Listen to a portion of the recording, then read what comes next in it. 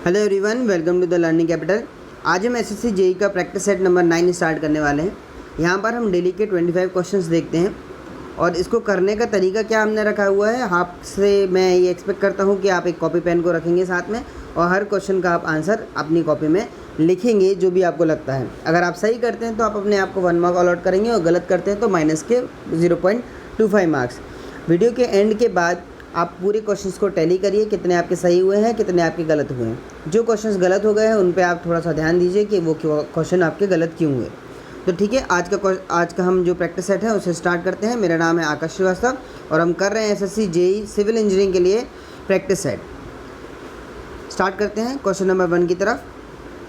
Question 1 है हमारा, moment of inertia of a rectangular section having width b and depth d about vertical centroidal axis is। Simple सा सीधा सा question है, formula based. Options देख लेते हैं हम इसके। ऑप्शन ए है db³/12, ऑप्शन बी है bd³/12, ऑप्शन सी है db³/3 एंड ऑप्शन डी है db³/2। सिंपल सा फॉर्मूला बेस्ड क्वेश्चन है। आप पहले चूज़ करिए और अपनी कॉपी में उसका आंसर लिखिए, उसके बाद हम इसको डिस्कस करेंगे। तो देखिए आपसे क्वेश्चन क्या पूछ रहा है, मोमेंट ऑफ इनर्शिया पूछा है रेक्टेंगुलर सेक्शन के लिए। तो देखिए एक रेक्टेंगुलर सेक्शन है तो इसका नॉर्मली जो फॉर्मूला होता है वो होता है bd³/12, पर वो अभी आपको ये ध्यान रखना है कि कौन सी एक्सेस के लिए बोला है। सेंट्रोइडल एक्सेस आपकी एक होती है एक्स एक्सेस और एक होती है वाई एक्सेस। तो यहाँ पे वर्टिकल एक्सेस के अबाउट बोला है। तो ध्यान रखिए जिस भी चीज़ को कट कर रहे हैं उसका क्यू आता है। यहाँ पर देखिए अगर वर्टिकल एक्सेस ये वाली एक्सेस की बात कर रहे हैं वाई एक्सेस की, तो ये क्या कर रहा है, इस बी को कट कर रहा है। तो मैंने आपसे क्या बोला, जिसको कट कर रहा है उसका क्यूब हो जाएगा और बाकी जो बचेगा वो यहाँ जाएगा। तो ये हो जाएगा db³/12। तो ये इसका याद करने का तरीका है। तो इसका जो आंसर है वो है db³/12, क्योंकि वर्टिकल एक्सेस के लिए बोला था। अगर आपसे क्या बोलता है, सपोज़ करिए आपसे बोल देता है कि वर्टिकल की जगह हॉरिजॉन्टल एक्सेस बोल देता है, तो आप क्या करेंगे, देखिए इस तरह का रेक्टेंगुलर सेक्शन आ गया और ये हॉरिजॉन्टल सेक्शन आ गया। तो हॉरिजॉन्टल सेक्शन किसको कट कर रहा है, ये डी को कट कर रहा है, स्मॉल डी को कट कर रहा है। ये आपकी डेप्थ है, इसको कट कर रहा है। तो जिसको कट कर रहा है उसका क्यू कर दीजिए और बाकी आपका बी यहाँ आएगा, जगह bd³/12। ठीक है, तो अभी क्वेश्चन में क्या बोला था आपसे, देखिए ज़रा क्वेश्चन देख लेते हैं। वर्टिकल बोला था, तो वर्टिकल में किसको कट कर रहा है, बी को कट कर रहा है। तो हमारा आंसर हो जाएगा ऑप्शन ए db³/12। ठीक है, चलिए आगे बढ़ते हैं नेक्स्ट क्वेश्चन की तरफ। क्वेश्चन 2 है, high content of tri calcium silicate यानी कि C3H की बात कर रहा है in rapid hardening cement imparts. Options are maximum heat generation, option B quick setting, option C early high strength and option D expensive property. आप option choose करेंगे अपने, कौन सा आपको ऑप्शन सही लगता है। रैपिड हार्डनिंग सीमेंट की बात कर रहा है, उसमें आपने हाई कंटेंट लिया है ट्राई कैल्शियम सिलिकेट का। ट्राई कैल्शियम सिलिकेट यानी कि C3H की बात कर रहा है। ये कंटेंट ज़्यादा होगा तो क्या होगा, देखिए इसको हम थोड़ा सा डिस्कस कर लेते हैं। तो देखिए C3H जो होता है वो क्या करता है, C3H की बात कर रहे हैं तो पहले देख लेते हैं। आपके रैपिड हार्डनिंग सीमेंट है, इससे रिलेटेड एक क्वेश्चन हमने पहले भी देखा था कि रैपिड हार्डनिंग सीमेंट में कैल्शियम क्लोराइड प्रोवाइड करते हैं। तो उससे क्या होता है, तो कैल्शियम क्लोराइड के प्रोवाइड करने से हमें क्या मिलता था, क्विक सेटिंग प्रॉपर्टी मिलती थी। अभी आपसे चेंज कर दिया है, आपसे बोल दिया है C3H ज़्यादा हो गया तो उससे क्या मिलेगा, तो C3H ज़्यादा होने से हमें क्या मिलता है, अर्ली हाई स्ट्रेंथ मिलती है। रैपिड हार्डनिंग सीमेंट वो सीमेंट होता है जिसमें स्ट्रेंथ जो है जल्दी मिल जाती है। इसके अलावा एक टाइप का सीमेंट और होता है जिसको हम बोलते हैं quick setting cement. Quick setting cement में स्ट्रेंथ जल्दी नहीं मिलती पर वो सेट जल्दी होता है। तो हमें ये ध्यान रखना है, ये दो अलग अलग आपके सीमेंट होते हैं। ठीक है, तो ये जो क्वेश्चन है इसमें बोल रहा था, तो इसका सही ऑप्शन है option C high early strength. C3H के ज़्यादा होने से हमें हाई अर्ली स्ट्रेंथ मिल रही है। चलिए आगे बढ़ते हैं क्वेश्चन नंबर 3 की तरफ। The effective slenderness ratio of a column fixed at both ends is, as per IS 800 की बात कर रहा है। Option are 0.5 L/R, option B 1 L/R, option C 0.65 L/R and option D 2 L/R। आपसे बोल रहा है कॉलम की जो कंडीशन है वो बोल रहा है fixed at both the ends. तो fixed at both the ends के लिए जो कंडीशन आती है वो होती है option C 0.65 L/R। Direct question है IAS कोड से। ये वैल्यूज आपको सारी याद करनी पड़ेंगी, ठीक है। आगे बढ़ते हैं नेक्स्ट क्वेश्चन की तरफ। क्वेश्चन 4 है हमारा, a beam fixed at both ends is determinate and unstable, indeterminate and stable, extremely unstable and option D is determinate and stable. तो देखिए अभी आपसे क्या बोल रहा है, फिक्स्ड बीम की बात कर रहा है। तो फिक्स्ड बीम क्या है, मतलब दोनों एंड जो है फिक्स्ड हैं इस तरीके से। तो फिक्स्ड है यानी कि 3 रिएक्शन यहाँ आएंगे, 3 रिएक्शन यहाँ आएंगे, और हमारी डिटर्मिनेसी कैसे निकलती है, DSE is equal to total unknown कितने हो गए, 3 और 3 6, 6 में से हमारे पास इक्वेशन कितने अवेलेबल हैं 3, तो 6 - 3 करेंगे तो आ गया 3।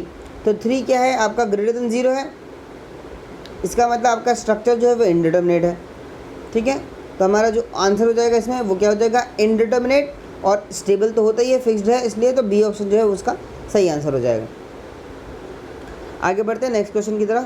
Question number 5, if area of tension reinforcement provided is greater than required for a balance section then RCC beam is called. Options are over reinforced, option B balance section, option C over weight section and option D is none of this. Question बोल रहा है कि अगर आपका area of reinforcement balance section से ज़्यादा provide किया जाता है तो उस सेक्शन को हम क्या बोलते हैं। तो देखिए इसका सीधा सीधा आंसर है ऑप्शन ए जो है ओवर रीइंफोर्स सेक्शन बोलते हैं। सिंपल सा क्वेश्चन है। चलिए नेक्स्ट क्वेश्चन की तरफ बढ़ते हैं। Question number 6, the workability of rounded aggregate is good because option A it requires more cement paste, option B it requires less cement paste, option C it have more voids and option D none of these. ठीक है, ध्यान रखिए जो workability है और round aggregate है ये दो इंपॉर्टेंट चीज़ें हैं, इनको आपको ध्यान रखना है। इन पर बेस्ड क्वेश्चन आते हैं। लास्ट प्रैक्टिस सेट में हमने देखा था वर्केबिलिटी की स्लम्प की वैल्यूज़ पूछी थी कि आपकी गुड कब होती है, हाई लो कब होती है, तो वो सारी चीज़ें हमने लास्ट प्रैक्टिस सेट में देखी थी। और अब इस क्वेश्चन में देखिए वर्केबिलिटी और राउंड एग्रीगेट दोनों को उन्होंने क्लब कर दिया है, तो ध्यान रखिएगा इस पर बेस्ड क्वेश्चन आते हैं। अभी फ़िलहाल क्या बोल रहा है कि राउंडेड एग्रीगेट की वर्केबिलिटी अच्छी क्यों होती है, तो आप ऑप्शन पढ़िए उसके बाद आप चूज़ करिए इसमें से क्या सही होगा। सिंपल सा क्वेश्चन है। इसका जो सही आंसर है that is option B, it requires less cement paste. Cement paste कम रिक्वायर होता है, इसलिए राउंडेड एग्रीगेट जो है उसकी जो वर्केबिलिटी है वो ज़्यादा होती है। चलिए नेक्स्ट क्वेश्चन की तरफ बढ़ते हैं। Question number 7, for construction of dams and foundation the type of cement generally use is. Option A Portland blast furnace cement, option B rapid hardening cement, option D ordinary Portland cement.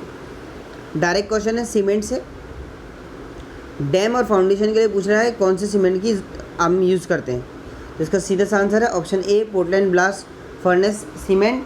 एक और आपका होता है low heat cement, वो भी आपका काय के लिए यूज़ होता है, आपके फाउंडेशन और जो आपका डैम होता है उसके कंस्ट्रक्शन के लिए होता है। ठीक है, तो अभी वो ऑप्शन में था ही नहीं, इसलिए कोई कन्फ्यूजन वाली बात नहीं है, इसलिए ऑप्शन ए जो है वो सही होगा। आगे बढ़ते हैं क्वेश्चन नंबर 8 की तरफ। क्रिपलिंग स्ट्रेस के बारे में कुछ स्टेटमेंट दी है, हमें देखना है इनमें से कौन सा सही है। Option A depends upon geometry and Young's modulus, ये तो सही है। Option B can not exceed crushing stress, ये भी सही है क्योंकि शॉर्ट कॉलम के लिए हम डिज़ाइन करते हैं उसको। Option C varies parabolically with slenderness ratio, ये भी सही है। आपके फॉर्मूले में हमने देखा था PCR के फॉर्मूले में डिवाइड में आता है L/K का होल स्क्वायर की बात कर रहे हैं, मतलब पैराबोलिक है। तो यानी कि यहाँ पर तीनों स्टेटमेंट इसके सही हैं, तो इसका जो सही आंसर हो जाएगा वो जगह option D all of this. थोड़ा सा टफ क्वेश्चन था ये कंपेरेटिवली, क्योंकि फॉर्मूला तो हमें याद होता है लेकिन इस तरह से स्टेटमेंट में जब कन्वर्ट कर दिया जाता है तो ऐसे क्वेश्चन हम कई बार गलत कर देते हैं। ठीक है, तो ऐसे क्वेश्चन का ज़्यादा आप ध्यान रखेंगे। चलिए आगे बढ़ते हैं क्वेश्चन नंबर 9 की तरफ। डायरेक्ट क्वेश्चन है formula based. The maximum strain in tension reinforcement at the section at failure shall not be less than. आपसे बोल रहा है टेंशन रीइंफोर्समेंट मैक्सिमम स्ट्रेन के लिए क्या फॉर्मूला होता है।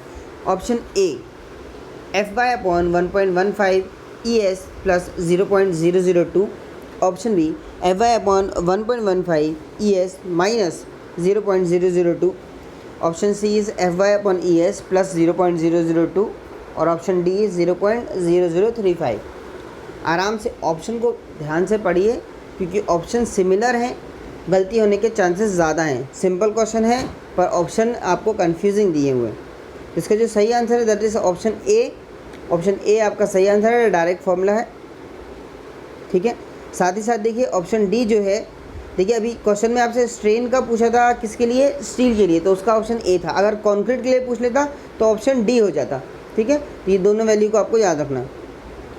चलिए आगे बढ़ते हैं नेक्स्ट क्वेश्चन की तरफ। आई होप आप लोग अपने कॉपी में आंसर लिख रहे हैं और अपने आप को मार्क्स भी अलॉट कर रहे हैं, क्योंकि लास्ट में जाकर आपको कैलकुलेट करना है कि आपका लिमिट, अभी आपका जो लेवल है वो कहाँ पर है। चलिए नेक्स्ट क्वेश्चन की तरफ बढ़ते हैं। आरसीसी का डायरेक्ट क्वेश्चन है, बहुत ही simple. The limiting depth of neutral axis for a section of effective depth 550 mm using Fe415 grade of steel is option A 200, 250, 300 and 264। ये सारे ऑप्शन है, हमें इसको निकालना है। बहुत ही सिंपल सा क्वेश्चन है। क्या होता है आपका XU मैक्स पूछा है, XU max is equal to कितना होता है, Fe415 दिया हुआ है, तो ये जगह 0.48 इंटू डी की वैल्यू आपको क्वेश्चन में गिवन है। इसको मल्टीप्लाई करके आपको आंसर को चूज़ करना है। अब देखिए दिक्कत सिर्फ यहाँ ये है कि मल्टीप्लाई करने में थोड़ा सा टाइम लगेगा, तो आपको मल्टीप्लिकेशन करके जल्दी से जल्दी आंसर लगाना है, ठीक है। तो फॉर्मूला मैंने आपको बता दिया है, इसका आंसर मैं नहीं बता रहा हूँ, क्योंकि अगर मैंने आंसर बताया तो आप कैलकुलेट खुद से नहीं करेंगे, ठीक है। दूसरी चीज़ आप ध्यान रखिए, आपको कैलकुलेटर से नहीं कैलकुलेट करना है। आप यहाँ वैल्यू रखिए 0.48 मल्टीप्लाई बाय 550 जो आपको क्वेश्चन में गिवन है, इन दोनों का मल्टीप्लाई करके देखिएगा आपको कितना टाइम लगता है इस कैलकुलेशन को करने में। सिंपल कैलकुलेशन ज़रूर है, पर थोड़ा सा हल्का सा 550 से मल्टीप्लाई करना है, तो आपका लेंथी पड़ेगा। तो इस तरह के क्वेश्चन में कितना टाइम लग रहा है इसको आपको ध्यान रखना है, ठीक है। तो इसका आंसर मैं अभी फ़िलहाल नहीं बता रहा हूँ, आप खुद से कैलकुलेट करके इसके आंसर देख लीजिएगा। Next question, direct formula based. The length of transition curve is given by option A LS is equal to V³/CR, option B LS is equal to V²/CR, option C is LS is equal to V⁴/CR and option D is none of this. Option थोड़े से confuse करने वाले हैं, आराम से देखिए ध्यान से क्या होता है इसका फॉर्मूला। अपनी कॉपी में आप लिखिएगा ताकि आप अपने आंसर को बदल ना पाएँ। इसका जो सही आंसर है that is option A LS is equal to V⁴/CR। I hope आप लोगों ने सबने सही किया होगा, सिंपल क्वेश्चन था। नेक्स्ट क्वेश्चन की तरफ बढ़ते हैं। Question number 12, the relation between E, K and G is, option is A 9 kg/3k + G, option B 5 kg/3k + G, option C is 9 kg/3k + 2G and option D is 9 kg/3k - G। बहुत ही simple question है, पर options में इन्होंने आपको बहुत ज़्यादा confuse कर दिया है, जिसको अच्छे से याद होगा वही लगा पाएगा। आराम से देखिए और चूज़ करिए कि आपके हिसाब से क्या होगा, और अपनी कॉपी में भी ज़रूर लिखिए, साथ ही साथ कमेंट सेक्शन में भी लिखिए अगर आपको आंसर इसका पता है तो आई थिंक आप लोगों ने लिख लिया होगा। इसका सही आंसर है option A 9 kg/3k + G is equal to होता है क्या, E। तो यहाँ पर देखिए E की फॉर्मूला आपको बताना था, बाकी K और G के टर्म में, तो ऑप्शन ए जो है इसका सही आंसर है। आगे बढ़ते हैं नेक्स्ट क्वेश्चन की तरफ। A mild steel wire is 10 mm in diameter and 1 meter long. If wire is subjected to an axial tensile load of 10 kN, find extension of the wire in mm.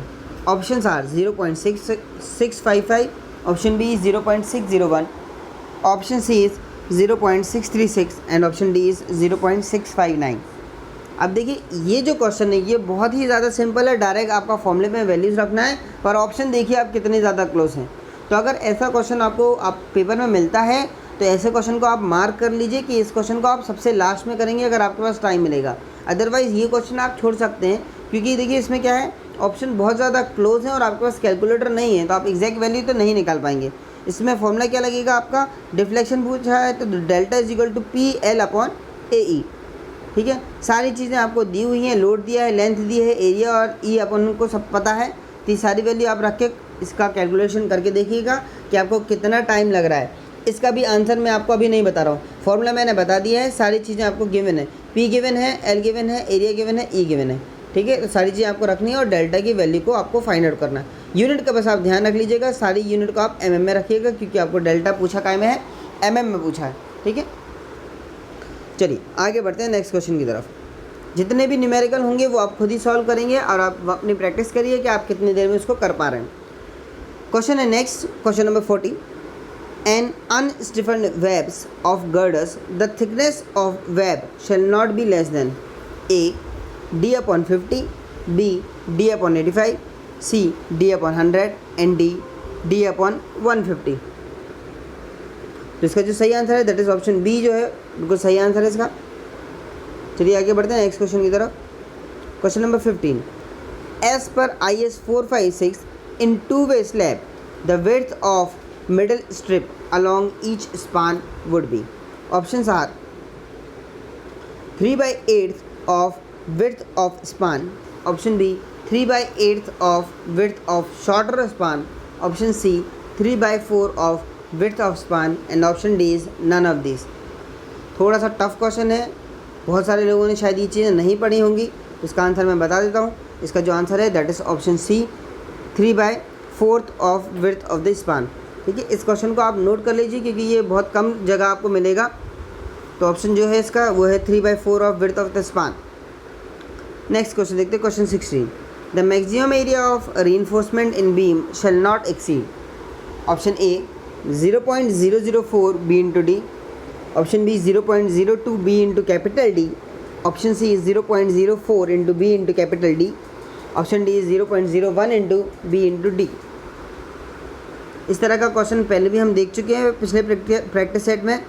उसमें आपको क्या दिया हुआ था, options अलग अलग दिए हुए थे, पर इसमें आपको ऑप्शंस थोड़े से चेंज कर दिए हैं, थोड़े से कन्फ्यूजिंग कर दिए हैं। बी और डी में वो यहाँ पर खेल रहा है, एक में बी छोटा है एक में बी बड़ा है। तो आपको आराम से क्वेश्चन को देखना है और उसके बाद डिसाइड करना है कि कौन सा सही आंसर है। तो इसका जो सही आंसर है that is option C 0.04 b into capital D. देखिए ये रिपीटेड क्वेश्चन है इसलिए इसमें आप चाहे तो आर लगा लीजिए और इसको नोट कर लीजिए कि इस तरह का क्वेश्चन बार बार आता है। ठीक है, आगे बढ़ते हैं नेक्स्ट क्वेश्चन की तरफ। Maximum permissible stress for hand driven rivet in share is. Hand driven rivet की बात कर रहा है, शेयर में उसके लिए मैक्सिमम परमिसिबल स्ट्रेस पूछ रहा है। तो ऑप्शन है ए 100 न्यूटन पर mm square, option B 80 newton पर mm square, option C is 270 newton पर mm square and option D is 300 newton पर mm स्क्वायर। जल्दीबाजी मत करिएगा, क्वेश्चन को थोड़ा सा ध्यान से पढ़ लीजिए। यहाँ पर दो जो चीज़ें हैं आपको ध्यान रखनी है, एक तो आपको शेयर का ध्यान रखना है, दूसरा आपको क्या ध्यान रखना है, दूसरा आपको रखना है हैंड ड्रिवन रिवेट का ध्यान रखना है। ठीक है, इन दोनों के बेसिस पे आंसर्स चेंज हो जाते हैं। अभी देखिए हैंड ड्रिवन बोल रहा है और शेयर बोल रहा है, तो इसका जो सही answer that is option B 80 newton पर mm स्क्वायर।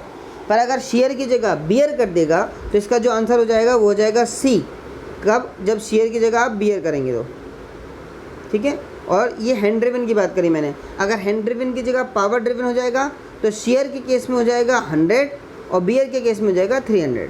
तो आपको ये वैल्यूज़ को इस तरह से याद रखना है। ठीक है, कि कब हैंड ड्रिवन होगा, हैंड ड्रिवन में क्या होगी, और कब पावर ड्रिवन होगा उसमें क्या होगी। ठीक है, नेक्स्ट क्वेश्चन की तरफ बढ़ते हैं। Question number 18। The nominal diameter of a rivet is 20 mm। The strength of the rivet in single share if permissible shear stress in rivet is 100 newton पर mm square is. Nominal diameter दिया है rivet का 20 mm, strength of rivet पूछा हुआ है और permissible stress आपको दी हुई है। जल्दी से इसका आंसर आप कैलकुलेट करके बताइए क्या होगा। इसका आंसर मैं नहीं बताऊंगा आपको, बस मैं सॉल्यूशन बता रहा हूँ कि कैसे निकालेंगे, आप खुद कैलकुलेट करेंगे। जो स्ट्रेंथ ऑफ रिवेट निकलेगी वो निकलेगी π/4 इंटू डी नॉट का स्क्वायर इंटू जो आपकी स्ट्रेस दी हुई है, सिग्मा जो दी हुई है स्ट्रेस, तो उसका आप मल्टीप्लाई कर देंगे। अभी डी नॉट जहाँ से देखिए, अभी डायमीटर कितना दिया है 20, तो 20 दिया रहता है डायमीटर, तो हम डी नॉट कैसे निकालते हैं, D naught is equal to D plus 1.5। ठीक है, तो यहाँ जाएगा डी कितना है 20 दिया है, तो 20 प्लस 1.5 कर देंगे तो जो डी निकलेगा वो आ जाएगा 21.5। अब इसको हम फॉर्मूले में रख देंगे तो हमें आपकी जो स्ट्रेंथ और रिवेट है वो निकल के आ जाएगी। फॉर्मूला क्या है हमारे पास, π/4 इंटू डी स्क्वायर, डी कितना आ गया 21.5, इसका स्क्वायर आ गया, इंटू में स्ट्रेस कितनी दी है 100, तो इसका हम मल्टीप्लाई करेंगे, इसका आंसर निकाल के आप हमें मुझे बताएंगे कि क्या आने वाला है। ठीक है, कैलकुलेशन वाले इसलिए ही छोड़ रहा हूँ ताकि आप खुद से कैलकुलेशन करें, क्योंकि एग्ज़ाम में आपको टाइम कम मिलेगा और आपको कैलकुलेट करने पड़ेंगे, बहुत सारे क्वेश्चन न्यूमेरिकल भी आएंगे। तो अभी से मैं आपकी कैलकुलेशन करने की प्रैक्टिस डलवा रहा हूँ, ठीक है। अगर फिर भी आपके आंसर नहीं मैच कर रहे हैं या आपको थोड़ा बहुत कन्फ्यूजन लग रहा है तो आप कमेंट सेक्शन में बता सकते हैं, ठीक है। आगे बढ़ते हैं नेक्स्ट क्वेश्चन की तरफ।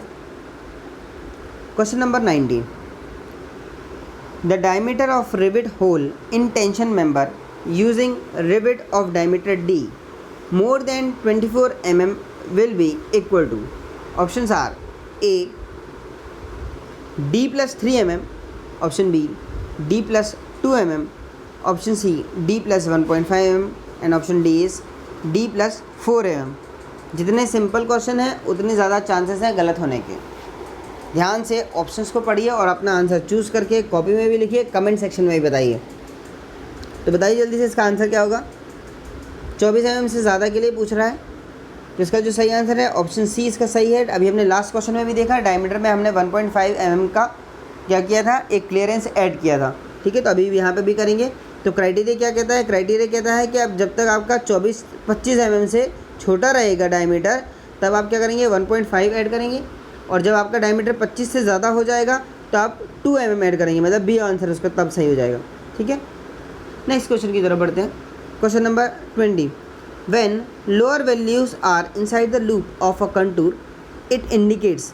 कंटूर देखिए, हर प्रैक्टिस सेट में आपको कंटूर पे मैं क्वेश्चन ला रहा हूँ क्योंकि कंटूर बहुत ज़्यादा इंपॉर्टेंट है। अभी आपसे बोला है लोअर वैल्यूज़ है इनसाइड, तो ये आपका कंटूर है। कंटूर क्या होता है, इक्वल लेवल ऑफ एलिवेशन के पॉइंट को ज्वाइन करता है। तो बोल रहा है आपसे कि जो अंदर वाले कंटूर्स हैं उनकी वैल्यू कम है, उनकी वैल्यू देखिए यहाँ पर क्या बोल रहा है, lower values are inside the loop. तो लोअर वैल्यू जब अंदर होती हैं तो उसको हम क्या बोलते हैं, लास्ट प्रैक्टिस सेट में भी हमने देखा है, ठीक है। लोअर वैल्यू इनसाइड होती है उसको हम बोलते हैं डिप्रेशन, ठीक है। तो मैं आपसे पहले ही बता चुका हूँ, बहुत सारे आपके प्रैक्टिस सेट पहले हो चुके हैं जिसमें हमने बहुत ही सिंपल और फॉर्मूला बेस्ड क्वेश्चंस करे हुए हैं, तो आप उनको भी ज़रूर देखिए। अब ये जो क्वेश्चन है ये थोड़े से हाई लेवल के हैं, ठीक है। आगे बढ़ते हैं नेक्स्ट क्वेश्चन की तरफ। Question number 21, as per IS code concrete should be cured at, option A 5 degree Celsius, option B 10 degree Celsius, option C 27 degree Celsius and option D is 40 degree Celsius. आराम से option पढ़िए और choose करिए इसमें से क्या सही होगा। इसका जो सही आंसर है that is option C 27 degree Celsius पर कॉन्क्रीट को क्योर करना चाहिए। देखिए इस तरह के क्वेश्चन हमें लगता है कि सही कर देंगे, पर एग्ज़ाम में ऐसे ही क्वेश्चन जो बहुत सिंपल से हैं पर कंफ्यूज कर देते हैं तो गलत हो जाता है, तो ध्यान रखिए। इसलिए ये वाली जो टेस्ट सीरीज़ लाया हूँ मैं, ताकि आपके जो आंसर सही हो सकते थे और पेपर में आप गलत करते थे वो हम एलिमिनेट करने वाले हैं यहाँ से। आगे बढ़ते हैं नेक्स्ट क्वेश्चन की तरफ। Question 22, acidity in water is caused due to, option A mineral acids, option B free CO2, option C iron sulphate and aluminium sulphate and option D is all of the above. आपसे question पूछ रहा है water में acidity किस कारण से होती है, और आपको जो ऑप्शन दिए ऑप्शन पढ़िए और बताइए इसका सही आंसर क्या है। साथ ही साथ कॉपी में भी लिखिए। लिखवा इसलिए रहा हूँ कि ताकि आप अपने आंसर को चेंज ना कर सकें। इसका जो सही आंसर है that is option D mineral acid, free CO2 और आयरन और सल्फेट और एल्यूमिनियम सल्फेट, इन सब के कारण एसिडिटी आती है हमारे वाटर के अंदर। इसलिए ऑप्शन जो होगा वो होगा option D all of this, ठीक है। नेक्स्ट क्वेश्चन की तरफ बढ़ते हैं। क्वेश्चन नंबर 23 की बात कर रहे हैं। The minimum value of camber provided for thin bituminous surface hill road is. बहुत ही ज़्यादा इंपॉर्टेंट क्वेश्चन है कैम्बर से रिलेटेड। कैम्बर के आपने एक टेबल पढ़ी होगी जिसमें आपका क्या है, टाइप ऑफ पेमेंट के हिसाब से कैम्बर की वैल्यूज़ चेंज हो रही है। साथ ही साथ आपकी रेनफॉल पे भी डिपेंड करती है, हैवी रेनफॉल है या लाइट रेनफॉल है, उसके हिसाब से भी आपकी कैम्बर की वैल्यू चेंज होती है। फिलहाल पूछा है minimum value of camber provided for thin bituminous surface hill roads is. Option है 2.7, ऑप्शन बी है 2.5, ऑप्शन सी है 3% एंड ऑप्शन डी है 3.5%।